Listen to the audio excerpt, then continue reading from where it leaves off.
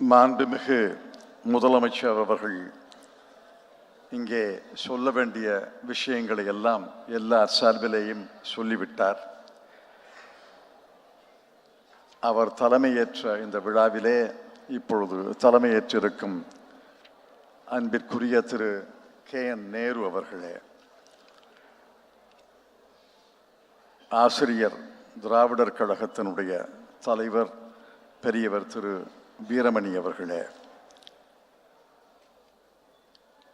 கவிப்பேரரசு வைரமுத்து அவர்களே, என்னுடைய இனிய நண்பர் பத்திரிகையாளர் திரு ராம் அவர்களே, திரு RS பாரதி அவர்களே, திரு TKS இளங்கோவன் அவர்களே, அமைச்சர் பெருமக்களே, நாடாளுமன்ற சட்டமன்ற உறுப்பினர்களே, திராவிட முன்னேற்றக் கழகத்தினுடைய பொறுப்பாளர்களே, திராவிட முன்னேற்றக் கழகத்தினுடைய பல்வேறு அமைப்புகளிலிருந்து இந்த விழாவுக்காக வந்திருக்கக்கூடிய நண்பர்களே, பெரியோர்களே, தாய்மார்களே, இளைஞர்களே,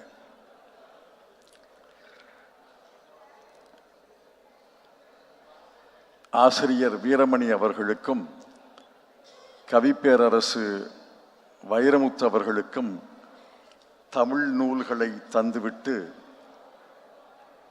பத்திரிகையாளர் N ராம் அவர்களுக்கும் எனக்கும் ஆங்கில நூல்களை தந்திருக்கிறார். ஒருவேளை எங்களுக்கு தமிழ் நூல்களை படிக்கக்கூடிய ஆற்றல் இல்லை என்று நினைத்திருக்கலாம்.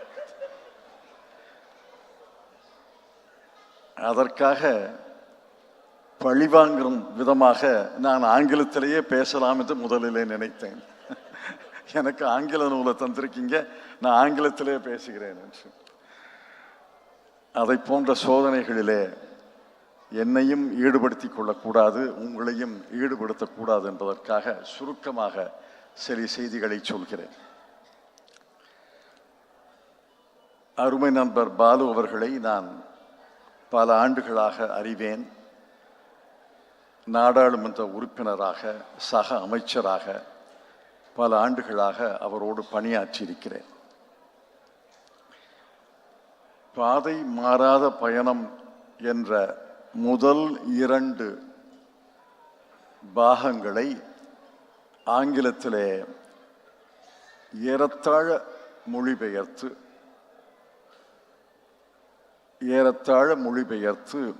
ஆங்கில நூல்கள் 2 பாகமாக வெளியிட்டிருக்கிறார். அதற்கு அந்த வரைவு படியை எனக்கு தந்து முன்னுரை எழுத வேண்டும் என்று கேட்டுக்கொண்டார். முன்னுரை எழுதி தந்திருக்கிறேன். பாதை மாறாத பயணத்தோடு ஒப்பிட்டு பார்க்கும் பொழுது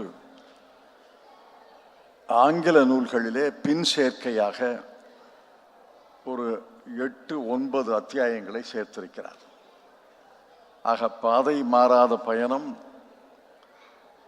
பாதை மாறாத முடிவில்லாத பயணம் என்ற அளவில் அது தொடர்ந்து ஆங்கில நூலாக வந்திருக்கிறது.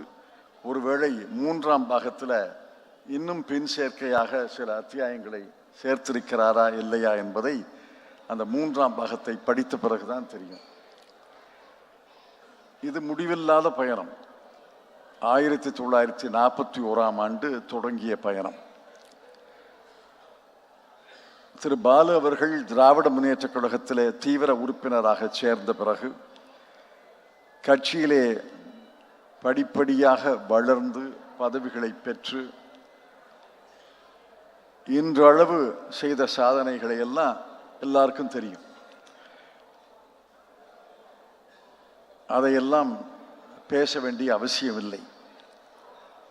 இந்த நூலில் என்னை கவர்ந்தது முதல் 20 ஆண்டுகள். முதல் 20 ஆண்டுகள் என்பது திரு பாலுவுடைய வரலாறு மட்டுமல்ல, அன்றைய தமிழ்நாட்டினுடைய பதிவாக பார்க்கணும். எப்படி இருந்தது தமிழ்நாடு என்று நீங்கள் தெரிந்து கொள்ள வேண்டும் என்றால் வரலாற்று நூல்களை எல்லாம் படிக்க வேண்டாம். திரு பாலு அவர்களுடைய நூலில் முதல் 100 பக்கங்களை படித்தால் போதும். அந்த நிலையிலே இருந்த தமிழ்நாடு இந்த அளவுக்கு இன்று வளர்ந்திருக்கிறது என்றால் அதற்கு காரணம் மூவர் என்று நான் பணிவோடு தெரிவிக்க விரும்புகிறேன். ஒருவர் தந்தை பெரியார் அவர்கள், இரண்டாவது பெருந்தலைவர் காமராஜ் அவர்கள், மூன்றாவது கலைஞர் கருணாநிதி அவர்கள். இந்த 3 பேரும் தமிழ்நாட்டில், தமிழ்நாட்டு பொது வாழ்க்கையில், தமிழ்நாட்டு அரசியலில் ஏறத்தாழ 70-80 ஆண்டுகள் மிகப்பெரிய ஆளுமைகளாக இருந்திருக்காவிட்டால் தமிழ்நாடு இந்தியாவினுடைய சில மாநிலங்களைப் போல பின்தங்கிதான் இருந்திருக்கும். சுயமரியாதை, பகுத்தறிவை நமக்கு ஊட்டியவர் தந்தை பெரியார் அவர்கள். கல்வி படிக்க வேண்டும், எல்லாரும் படிக்க வேண்டும், பசியோடு படிக்க வேண்டாம், மதிய உணவு போடுகிறேன் என்று கல்வியை பரப்பியவர் பெருந்தலைவர் காமராஜ் அவர்கள். கலைஞர் அவர்கள் இன்றைய தமிழ்நாட்டை 5 முறை முதலமைச்சராக இருந்து, சில பின்னடைவுகள் இருந்தாலும் 5 முறை முதலமைச்சராக இருந்து ஒவ்வொரு துறையிலும் பெரியாருடைய சுயமரியாதை அந்த கொள்கையை வகுத்து அதை அழுத்தமாக பதிவு செய்து ஒவ்வொரு துறையிலையும் இன்று தமிழ்நாடு முன்னேறி இருக்கிறது என்றால் அந்த 3 ஆளுமைகளை இந்த நூல் நமக்கு நினைவுபடுத்துகிறது. எனக்கு ரொம்ப பிடிச்சது என்னன்னா, ஆங்கில நூல்களில் ஒரு அத்தியாயம்ங்கிறது 2-3 பக்கம்தான்.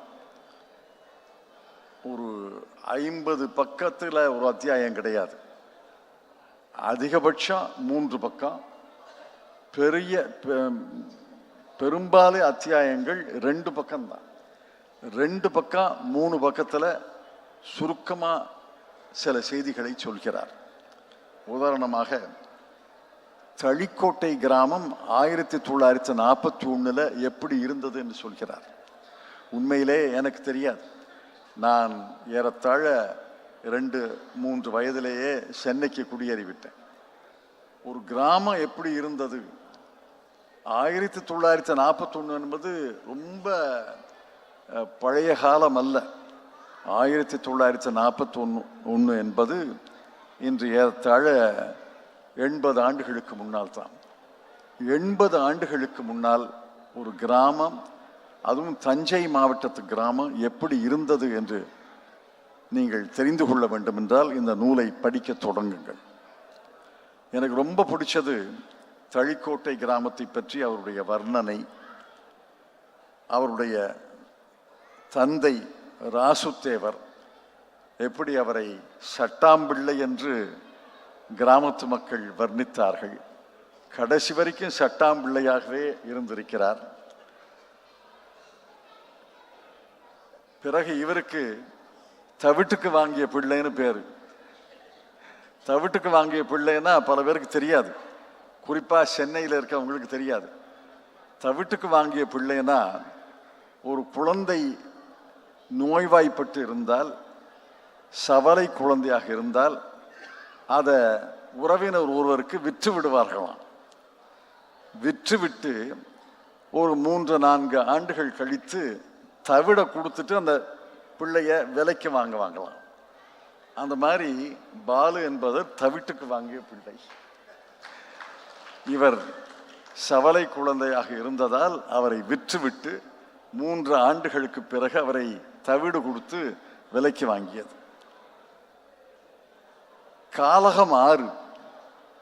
காலகம் ஆறு என்பது இவருடைய கல்வியையே தடை செய்தது.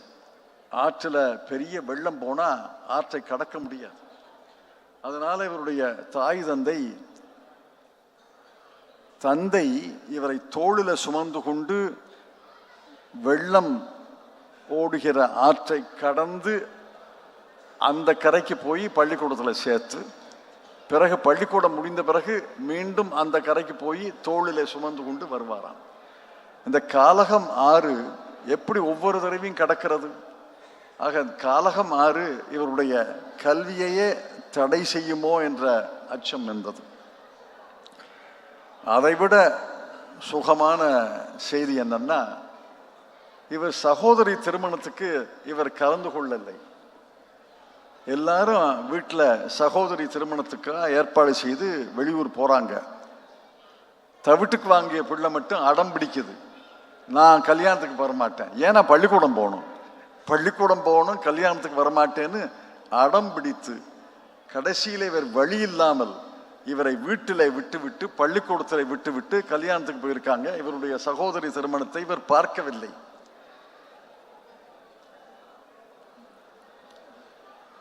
இப்ப பார்த்தா கூட ஏறத்தாழ அதை சொல்லலாம். இவருக்கு பேரு ஐயர் பாலு. ஏன்னா பாலு ஐயர்னு சொல்லல, ஐயர் பாலுன்னு சொல்லியிருக்காங்க. காரணம் மாநிறமாக இருக்கிறார். விபூதி அணிந்திருப்பாராம், குங்குமம் அணிந்திருப்பாராம். ஒரு நாள் தாயார் இவரை தேடி பள்ளிக்கூடத்துக்கு வர்றாங்க. ஐயர் பையன் இருக்கானான்னு கேட்டிருக்காங்க. ஒருத்தருக்கும் தெரியல ஐயர் பையன் யார். தளிக்கோட்டையில் ஐயர் பையன் எந்த பள்ளிக்கூடத்தில் இருக்கிறான், ஐயர் பையன் யாரு, ஐயர் பையன் யாருன்னு கேட்டிருக்காங்க. அப்புறம் அந்த அம்மையாரே பள்ளிக்கூடத்தில் நுழைஞ்சு இவரை பார்த்து கூட்டிகிட்டு வந்து அப்போதான் அவரை வீட்டில் ஐயர் பாலுன்னு கூப்பிடுவாங்கன்னு மற்ற மாணவர்களுக்கு தெரிஞ்சது. முதலாக அந்த வடிவாம்பாள் என்ற அம்மையார் தன்னுடைய மகனுக்கு ஒரு ஜோடி வெள்ளை செருப்பை காலில் போடுறார். அது வரைக்கும் செருப்பே போடலை. அந்த ஊரில் எந்த பிள்ளைகளும் செருப்பு போட்டிருக்காதுன்னு நினைக்கிறேன். அந்த வடிவாம்பாள் அம்மையார் அவர்கள் மகனுக்கு சொல்கிறார்கள், நீ இவ்வளவு நாளாக செருப்பு போடாமல் நடந்திருக்க, இப்போ தான் எனக்கு உணர்ந்தது, நான் முன்னாடியே வாங்கி கொடுத்துருக்கணும், இப்போ ஒரு ஜோடி வெள்ளை செருப்பு வாங்கியிருக்கேன்னு அவரே காலிலே அந்த அந்த ஜோடி வெள்ளை செருப்பா போட்டிருக்கீங்க, அந்த வெள்ளை செருப்பை போட்டிருக்காங்க. டீ கடையிலே மனிதாபிமானத்தை பற்றி கற்றுக்கொண்டார். இவரும் இவருடைய தந்தை ராசுத்தேவரும் இன்னொரு நண்பரும் டீ கடைக்கு போறாங்க. ராசுத்தேவர் அவர்களுக்கு டம்ளர்ல டீ கொடுக்குறாங்க. அந்த இன்னொரு நண்பருக்கு ஒரு குழாய் வழியாக டீயை பொழிந்து ஒரு டால்டா டப்பால அதை பிடிச்சிக்கணுமா. டால்டா டப்பாலேருந்து டீயை குடிச்சிட்டு டால்டா டப்பாவை கழுவி வைக்கணுமா. இவர் பார்த்துருக்காரு, ராசுத்தேவருக்கு மட்டும் டம்ளர்ல கொடுக்குறாங்க, அவருக்கு டால்டா டப்பால டீயை ஊற்றி குடிக்க சொல்றாங்க, அவர் டால்டா டப்பாவை கழுவி வைக்கிறாரு அப்படின்னு தாயாரை கேட்டிருக்காங்க. தாயார் என்ன சொன்னாங்கங்கிறத நூலில் இல்லை, ஆனால் தாயார் ஓரளவுக்கு புரிய வச்சிருப்பார்னு நினைக்கிறேன். காரணம், அந்த ராசுத்தேவருடைய நண்பர் தலித் சமுதாயத்தை சார்ந்தவர். எதற்காக இதையெல்லாம் சொல்றேன்னா, இப்படித்தான் தமிழ்நாடு இருந்தது. இதுல மட்டும் சுயமரியாதை போராளிகள் இல்லாவிட்டால், காங்கிரஸ் கட்சி தலித் தலைவர்களை வளர்த்திருக்காவிட்டால், இந்திய கம்யூனிஸ்ட் கட்சி, மார்க்சிஸ்ட் கம்யூனிஸ்ட் கட்சி எல்லாம் தலித் தொழிலாளிகளுக்காக, தலித் விவசாயிகளுக்காக போராடி இருக்காவிட்டால், இன்றைய தமிழ்நாடு வேறு சில மாநிலங்கள், அந்த பெயர்களை எல்லாம் நான் குறிப்பிட விரும்பவில்லை, அந்த மாநிலங்களைப் போல மிக மிக பின்தங்கி இருந்திருக்கும். நடந்து வந்த பாதையை நீங்கள் திரும்பி பார்க்க வேண்டும். எந்த அளவுக்கு நாம் முன்னேறி இருக்கிறோம். 1941 2024 வரை எந்த அளவுக்கு இந்த 80 ஆண்டுகளிலே தமிழ்நாடு முன்னேறி இருக்கிறது என்று நடந்து வந்த பாதையை தெரிந்து கொள்ள வேண்டும் என்றால் இந்த நூலில் முதல் 100 பக்கத்தை படிச்சு பாருங்க போதும். ஐயா ஆசிரியர் அவர்கள் தான் இதை விளக்கமாக சொல்ல முடியும்னு நினைக்கிறேன். இங்கே இருப்பவர்கள்லேயே மூத்தவர் அவர் தான். இதையெல்லாம் பார்த்திருப்பாங்க. எவ்வளவு கடினமான பாதையிலே தமிழ்நாடு வந்திருக்கிறது என்று பாருங்கள். உள்ளிக்கோட்டையில கலைஞர் உரையை முதலாக கேட்கிறார். திருப்பாலக்குடியில தந்தை பெரியாருடைய உரையை கேட்கிறார். அது அவருடைய மனதில் மிகப்பெரிய மாற்றங்களை ஏற்படுத்துகிறது. இதுல முக்கியமான விஷயம் என்னவென்றால், உள்ளிக்கோட்டை கலைஞர் உரையை கேட்பதற்காக பள்ளி தலைமை ஆசிரியர் அருணா சண்முகம் என்பவர் 100 மாணவர்களை அழைத்து கொண்டு உள்ளிக்கோட்டை கூட்டத்தில் கேட்கறதுக்கு போறார். இன்னைக்கு ஒரு பள்ளிக்கூடத்தினுடைய தலைமை ஆசிரியர் 100 மாணவர்களை அழைத்து கொண்டு அரசியல் தலைவர், குறிப்பாக எதிர்க்கட்சி தலைவருடைய உரையை கேட்க போயிருந்தா என்ன ஆயிருக்கும்? தலைமை ஆசிரியருடைய ஆசிரியர் பதவி போயிருக்கும், அல்லது தலையே போயிருக்கும். எந்த அளவுக்கு அந்த காலத்தில் சகிப்புத்தன்மை இருந்திருக்கிறது, அந்த சகிப்புத்தன்மை எப்படி அறவே அற்ற காலத்தில் வாழ்ந்து கொண்டிருக்கிறோம் என்று நான் கேட்கிறேன். எந்த அளவுக்கு சகிப்புத்தன்மை. ஒரு ஆசிரியர் சுப்பிரமணியன் நினைக்கிறேன், அவர் மனோகரா படத்தினுடைய பராசக்தி படம் மனோகரா படத்தினுடைய வசனத்தை எல்லாம் அங்க நடிச்சு காமிப்பாராம். இன்னைக்கு பள்ளிக்கூடத்தில் அல்லது பள்ளிக்கூடத்த மைதானத்தில் ஒரு ஆசிரியர் நடிச்சு காட்டா என்ன ஆகுவார்? அவர் அரசியல் சகிப்புத்தன்மை அறவே ஒழிந்து விட்டது. சமுதாய சகிப்புத்தன்மை குறைந்து வருகிறது. அதற்கு மிகப்பெரிய சவால் வந்திருக்கிறது. இதையெல்லாம் நம்ம ஏதோ அரசியலில் வெற்றி தோல்வி என்று பார்க்கப்படாது, தேர்தலில் வெற்றி தோல்வி என்று பார்க்கப்படாது. இந்த சமுதாய மாற்றங்களை, சமுதாய மாறுதல்களை, சமுதாய புரட்சிகளை எல்லாம் ஒழிப்பதற்காக, அழிப்பதற்காக, மீண்டும் பின்னோக்கி செல்வதற்காக சில சக்திகள் கூடியிருக்கின்றன என்பதை உணர்ந்து கொள்ள வேண்டும். அந்த சக்திகள் இன்று அரசியலிலே வலுப்பெற்றிருக்கிறார்கள். நான் இல்லை என்று சொல்லலை. இல்லை என்று சொல்லி என்னை நான் ஏமாற்றிக் கொள்ள விரும்பவில்லை. பிற்போக்கு சக்திகள் வலுவடைந்திருக்கின்றன. பிற்போக்கு சக்திகளை, அந்த வலிமையை உடைக்க வேண்டும் என்றால் முற்போக்கு சக்திகள் இன்னும் வலிமை பெற வேண்டும், இன்னும் போராட வேண்டும், இன்னும் அனைத்து ஆயுதங்களையும் அனைத்து உத்திகளையும் கையாண்டு பிற்போக்கு சக்திகளை ஒழிக்க வேண்டும். பிற்போக்கு சக்திகள் ஓங்கிவிட்டால் ஆட்சி பொறுப்பில் இருக்கிறதுங்கிற ஒன்று, ஆட்சி பொறுப்புக்கு அப்பாலும் இன்னும் பிற்போக்கு சக்திகள் ஓங்கிவிட்டன. பல்கலைக்கழகங்களிலே பிற்போக்கு சக்திகள்,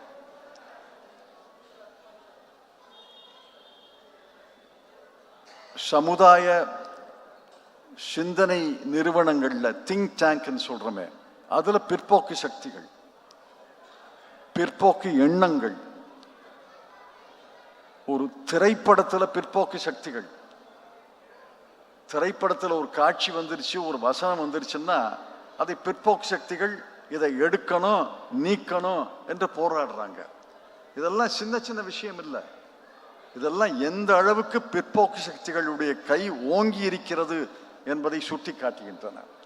இந்த பிற்போக்கு சக்திகள் தொடர்ந்து அவர்கள் குரலும் ஓங்கி, வலிமையும் ஓங்கி, ஆட்சியும் ஓங்கினால் 100 ஆண்டுகள் தமிழ்நாடு, மகாராஷ்டிரா, கர்நாடகா, கேரளா போன்ற முற்போக்கு பாதையிலே நடந்து வந்த மாநிலங்கள் மிகுந்த பின்னடைவு ஏற்படும். நம்முடைய மாநிலமே பின்னடைவு ஏற்பட்டுச்சுன்னா ஏற்கனவே பின்னடைவில் இருக்கிற மாநிலங்கள் எந்த அளவுக்கு போகணும் பாருங்க.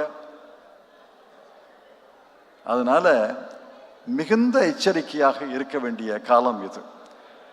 இந்த பாலுவுடைய நூலை படிக்கும்போது எவ்வளவு நெடிய பயணத்தை, எவ்வளவு ஆளுமைகள் நம்மை வழிநடத்தி சென்று இந்த அளவுக்கு கொண்டு வந்திருக்கிறார்கள். இந்த அளவுக்கு கொண்டு வந்ததை நாம் இன்னும் இந்த பயணத்தில் முற்போக்கு பாதையிலே அழைத்து செல்லாமல் இதையும் இழந்து விட்டு பிற்போக்கு பாதையிலே சென்று விட்டால் நம்மை வரலாறு மன்னிக்காது, இந்த தலைமுறையை வரலாறு மன்னிக்காது. பாலு அவர்கள் அமைச்சராக இருந்து ஆற்றிய காரியத்தை எல்லாம் சொன்னார். 2 விஷயத்தை சொல்றேன். பாலு அமைச்சரும் நாடாளுமன்றமும் வைகோவை போட்டா சட்டத்தில் கைது செய்கிறாங்க. வாஜ்பாய் அரசு. வாஜ்பாய்க்கு தெரிஞ்சு நடந்ததா தெரியாமல் நடந்ததான்னு எனக்கு தெரியாது. ஆனால் அமைச்சர் பாலு பிரதமரை போய் பார்த்து வைகோவை கைது செய்தது தவறு என்று போராடி இருக்கிறார். இன்னைக்கு ஒரு அமைச்சர் பிரதமரை சந்தித்து போராட முடியுமா என்று எனக்கு தெரியல. அதற்கு ஈடாக வாஜ்பாய் ஒன்று செய்திருக்கிறார். பாலு கைதான போது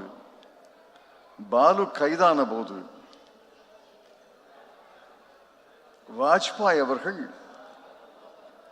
எப்படி என்னுடைய அமைச்சரவையில் இருப்பவர் ஒருவரை எப்படி கைது செய்யலாம்னு கேட்டிருக்கிறார். பிரதமர் என்னுடைய அமைச்சரவையில் இருப்பவரை எப்படி கைது செய்யலாம்னு கேட்கிறார். இன்னைக்கு எந்த நிலைக்கு வந்திருக்கிறோம்? ஒரு மாநில அரசை கவிழ்க்க வேண்டுமா?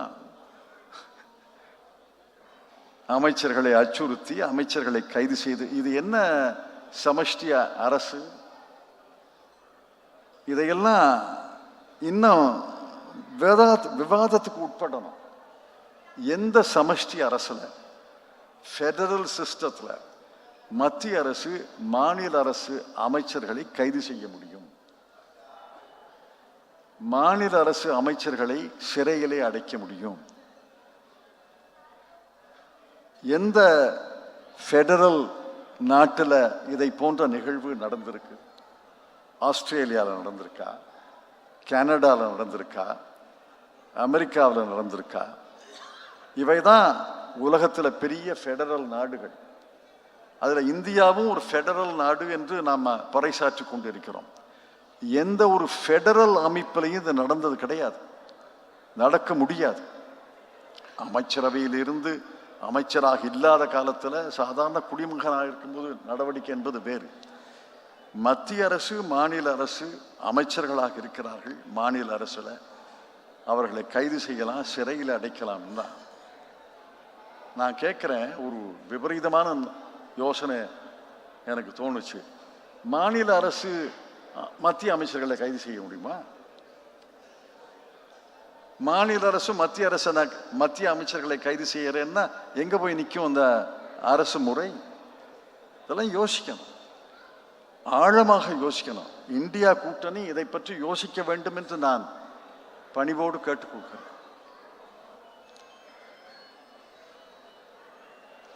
பாலு அவர்கள், நான் முன்னுரையிலே குறிப்பிட்டிருக்கிறேன், 1464 கிலோமீட்டருக்கு தேசிய நெடுஞ்சாலைகளை அமைத்தவர், 334 மேம்பாலங்களை கட்டியவர். இப்படி சொல்லிக்கிட்டே போகலாம்.